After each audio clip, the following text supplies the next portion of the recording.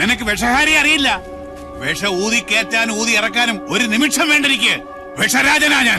എന്റെ അമ്മയുടെ മുത്തശ്ശൻ വിഷവൈദ്യനായിരുന്നു.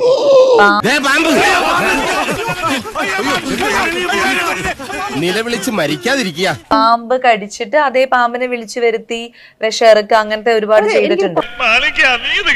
അതാണ് അങ്ങനെ ഒരു സംഭവം ഉണ്ടായി. ഇത് നമ്മുടെ കുടുംബത്തിന്റെ അഭിമാനത്തിന്റെ പ്രശ്നമല്ലേ? ഞാനേ ഇത് വളരെ നിസ്സാരമായിട്ട് കൈകാര്യം ചെയ്തോളാം. അതുപോലെ ഞാൻ കടിച്ച് വലിച്ച് വിഷം അങ്ങോട്ട് തുപ്പിക്കരാം. എവിടെയാണെങ്കിലും വരും.